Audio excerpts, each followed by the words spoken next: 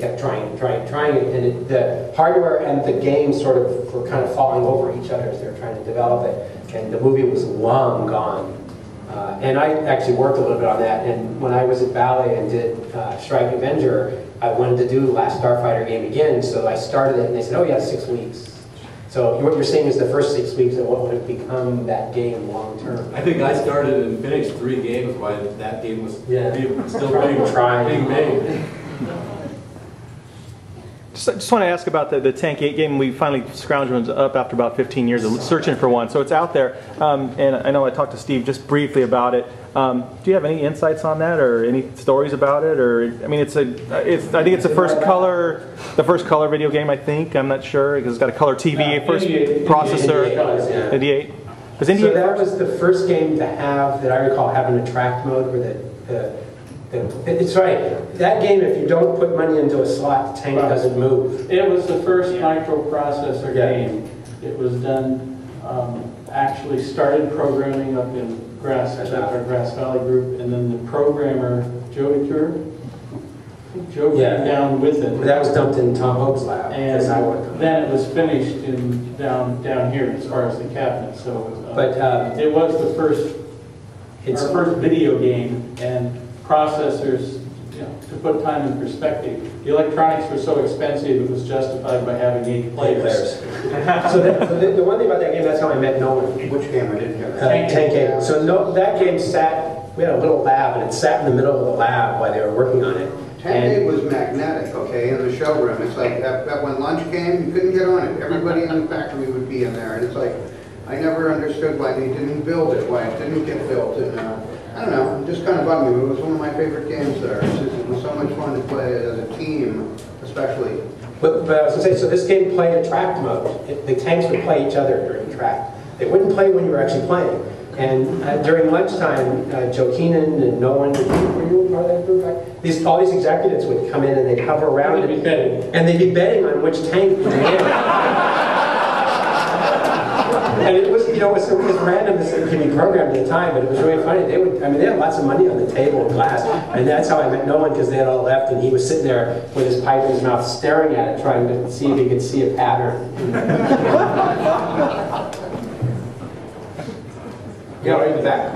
Arcades are pretty much closed now. Do you think they could ever come back? And what was Atari's peak? So arcades, I think, were successful at the time. It says arcades are closed now, and do you think they'll come back? So my take on that is arcades were this place you could go to see hardware that was much better than you could ever have at home, and games that were much better. And that isn't the case anymore. PS3s and Xboxes and even the Wii with its controllers are much better you can get out in an arcade. So if something were ever to come back, it would have to make that leap, I think, again, to being something you couldn't do at home. Well, surviving video games, and that, arcades, standalone arcade may be gone, but the acronym now is the Family Entertainment Center, where it's combined with food and combined with another attraction and combined, Dave & Buster's type thing, or Chuck E. Cheese. It's big. That's the arcade model that's still working. Is you give a kid 100 tokens, he's going to play games and leave mom and dad to drink the beer. There are still 2 genres of games, though, that make money in an arcade situation, and those are drivers and shooters. Yeah. Driving game, nothing else can do. Well, you can get a steering wheel to stick to your coffee table or whatever and play an Xbox game or a PlayStation 3 game like that. But the actual cockpit and linking with a guy next to you, that's a feeling you can't generate at home. You can, but it's very expensive. It's just easier to go to an arcade. Same thing with shooting games where you use guns. It's a lot more fun to play that way. All right, we got time for one more question, and I'm going to ask it. What's the best Atari hot tub story you have? Okay, I go. So we had to close it because of health reasons. Was that 1272 Borregas? Yeah, which hot tub? Yeah. Either filming a movie there or something.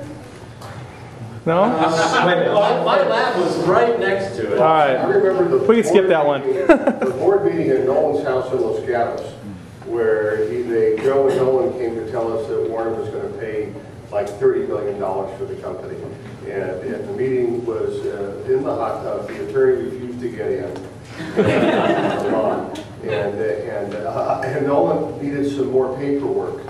And so he called down to the office and had a certain person bring that paperwork up that was going in the hot tub. That was probably the best one I remember. Do you have the movie? Nobody wants to say anything. I know who has the movie. Actually, somebody actually has the movie. Yeah. So, yeah. Since there's kids present, we won't go any further with that one. So, give everybody a round of applause for the Atari Panel.